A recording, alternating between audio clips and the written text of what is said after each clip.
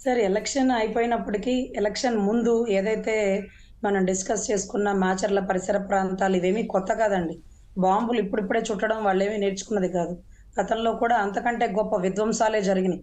పల్నాడు పరిసర ప్రాంతాల్లో కోడెల శివప్రసాద్ గారు లాంటి వారిని కొట్టి రక్తం వచ్చేలాగా చూసిన వీడియో, తరిమి కొట్టిన వీడియో కూడా మనం చూసామండి. ఈరోజు ఒక ఎమ్మెల్యేకి, ఒక స్పీకర్‌కే రక్షణ లేని పరిస్థితుల్లో అక్కడ ఎలక్షన్ ఎలా జరుగుతుంది? కూటమి ఎందుకు కలిసాం మనం? ఆలోచించి ఎంత దూరం ఆలోచించి కలిసాం? కూటమిలో ముఖ్యంగా ఈరోజు బీజేపీ మనతో కలిసి ఉండడం వల్ల అడుగడుగునా ఏ వ్యక్తి ప్రాణం పోకుండా ఉంటుంది. ప్రజాస్వామ్యాన్ని కాపాడవచ్చు. ఎలక్షన్ ట్రాన్స్‌పరెంట్‌గా జరగాలి. లేకపోతే మళ్ళీ ఇదే రిగ్గింగ్‌లు, ఇదే దారుణాలు. ఎందుకని అంత అంచనా వేశాం? స్థానిక ఎన్నికల్లో ఎంతమంది అభ్యర్థులు పోటీ చేయగలిగారు? ధైర్యంగా ఎంతమంది నామినేషన్‌లు వేయగలిగారు? ఎంతమంది వేసిన నామినేషన్‌లు ఉపసంహరించుకున్నారు? ఈరోజు ఎంతమంది ఇళ్ల మీద దాడి చేశారనేది ఊహించుకుంటే, స్థానిక ఎన్నికలలే వారు చేసిన విధ్వంసం ఇంత దారుణంగా ఉంటే, ఇక రాబోయే మెయిన్ ఎలక్షన్స్‌లో ఎంత దారుణంగా ఉంటుందనే మనం కూటమి కలవడం జరిగింది. ఈరోజు మాచర్ల ఏరియాలో ముఖ్యంగా సాగర్ పరిసర ప్రాంతాలండి. అది బోర్డర్ ఏరియా. సో, హ్మ్. ఖచ్చితంగా తెలంగాణ నుంచి వచ్చే మందు అక్కడి నుంచే ఈ రాష్ట్రంలోకి ఎంటర్ అవుతది. సాగర్‌లో ఏం చెప్తారు? మీరు వైసీపీకి ఫేవర్‌గా చేయకపోతే మీ ఇంట్లో కరెంట్ కట్, వాటర్ కట్, ఇంకా ఎక్కువ మాట్లాడితే గంజాయి ప్యాకెట్లు ఇంట్లో పెట్టేస్తాము. లేకపోతే మందు బాటిల్స్ తీసుకొచ్చి మీ ఇంట్లో పెట్టి కేసు రాసేస్తాము అంటూ భయభ్రాంతులకు గురి చేస్తున్న పరిస్థితుల్లో మేము ఓటు కూడా వేయలేము. వేస్తే కేసుల్లో ఇరుక్కుంటాం. గంజాయి కేసు అంటే ఏం చిన్న కేసు కాదండి. ఏదో జడ్జి గారు దయదలిచి వీళ్ళకి ఆ స్థాయి లేదు. వీళ్ళకి గంజాయి ప్యాకెట్ ఎక్కడి నుంచి వస్తుందని జడ్జి గారు జాలిపడి కేసు కొట్టేయడమే గాని, పోలీసులు మాత్రం విధ్వంసంగా ఒక 50 ఇళ్లలో గంజాయి ప్యాకెట్లు దొరికిందంట. మరి అదెంత కేజీలు కేజీలా? కింటాలు కింటాలా? చిన్న చిన్న ప్యాకెట్లు. అప్పుడు జడ్జి గారి నాలెడ్జ్‌కి అర్థమవుతుందండి. పాపం ఈ అభాగ్యుల్ని ఇరికించడానికే చేస్తున్నారు. ప్రజల పరిస్థితి ఇలా ఉందా అని. సో, వీటన్నిటికంటే మించి ఇందాక సత్తెనపల్లి ప్రాంతం మాదలలో అంటే మందు, బాంబులు చుట్టడం కాదండి. ఎక్కడో చుట్టిన బాంబులు తీసుకొచ్చి అక్కడ ట్రాన్స్‌పోర్ట్ చేస్తున్నారు. అంటే ఎక్కడి నుంచి వస్తున్నాయి? మధ్యలో ఎందుకు చెక్ పోస్టులు లేవు? చెక్ పోస్టుల దగ్గర పట్టుకోరా? తెలంగాణ మందు ఎందుకు విచ్చలవిడిగా వస్తుంది? అరె! లావు శ్రీకృష్ణదేవరాయలు గారు వైసీపీలో ఉంటే అన్ని పూలమాలలే. ఒక్క గులకరాయి గూడా పడలే. ఇప్పుడు చూస్తే ఇంత పెద్ద బండరాయి కారులో వేసి రాయి కూడా దొరికింది. కానీ గౌరవ జగన్మోహన్ రెడ్డి గారిని కొట్టిన గులకరాయి మాత్రం మిస్ అయిపోయింది. న్యూటన్ సిద్ధాంతం గాల్లో ఏది వేస్తే అది కిందే పడాలి.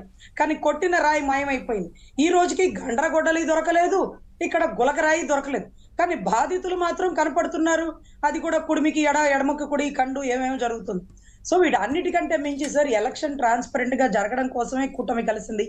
గాడిదలు కాస్తన్నారా పోలీసులు అంటే, ఏమో మరి గాడిదలు మాత్రం అంత తేలిగ్గా ఎక్కడ దొరుకుతున్నాయండి పాపం. ఈరోజు పల్నాడు ఎస్పీ గారు ట్రాన్స్‌ఫరా? సస్పెండా? పల్నాడు కలెక్టర్ రెడ్డి గారు ట్రాన్స్‌ఫరా? సస్పెండా?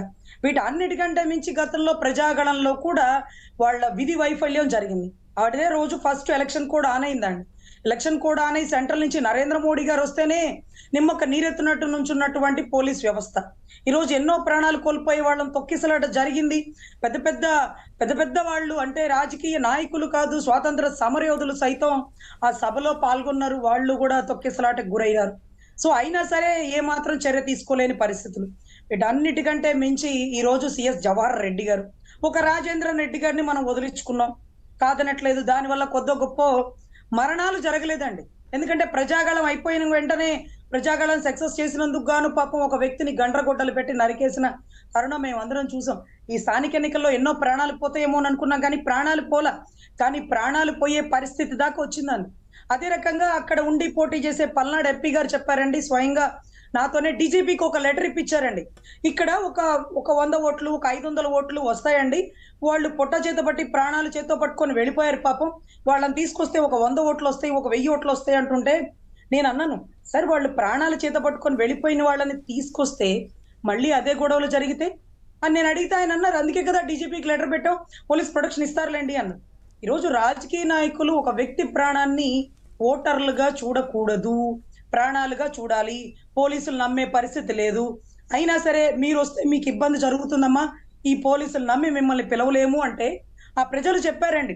సొంత ఊరు వదిలేసి ఎక్కడో పొలం వేసుకుంటున్నాం. సొంత ఊరు వదిలేసి ఎక్కడో దాక్కుంటున్నాం. ఎందుకీ కర్మ? ఇతన్ని గెలిపించడం వల్లేగా ఈసారి మేమొస్తాం. ఎంతవరకు రక్షణ కల్పిస్తే అంతవరకు రక్షణ కల్పించండి. మా ప్రాణాలకు తెగించి మేమొచ్చి ఈరోజు ఓటేసి అతన్ని గద్దదించి, మా ఊర్లో మేమే పొలం వేసుకుంటాం, మా ఇంట్లో మేమే ఉంటాం అంటూ ఇప్పుడు కొన్ని వందల మంది వలస ఎలాంటి వచ్చారండి. ఎన్నికల రోజు ఎలాంటి చర్యలకు దిగారంటే, ఎన్నికల్లో అంటే పోటీ చేసే కూటమి అభ్యర్థుల్నే నేరుగా భయపెడితే గనక ఇక ఎవరు ఓటేయడానికి రారు, వీరిని భయపెడదాం అన్న చందన వ్యవహరించారు. కానీ నిజంగా ప్రజలు గెలిచారని చెప్పాలి. గతంలో కంటే ఇంత పెద్ద ఎత్తున ఓటింగ్ పర్సంటేజ్ నమోదవడం అంటే ప్రజలందరూ ఇవాళ స్వచ్ఛందంగా వచ్చి ఓటేశారు. కానీ మీరు చూశారు కదా, చాలా మంది చెంపదెబ్బలు సార్ కొట్టడం, చాలా మంది భయభ్రాంతులకు అమెరికా గురి నుంచి చేయడం. వచ్చారండి. సార్ చాలా మంది ఫారెన్ నుంచి వచ్చారు. ఏదైతే చంద్రబాబు గారి విదేశీ విద్య వల్ల ఉపాధి పొంది ఆ దేశంలో ఎంతో సంపాదించుకొని ఈ దేశానికి ఏం చేయాలి అంటే బాబు గారు చెప్పారట. మీరు ఏ ఊరు నుంచి వెళ్ళారో ఆ ఊరిని ఉద్ధరించండి అంటే ఎంతో మంది స్కూళ్ళకి పెయింట్లు వేయించారు, గుడి దేవాలయాలు కట్టించారు, రోడ్లు వేయించారు, బస్ స్టాండ్లు కట్టించారు. వాళ్ళు వచ్చారండి కృతజ్ఞతగా. అదే రకంగా స్కిల్ డెవలప్మెంట్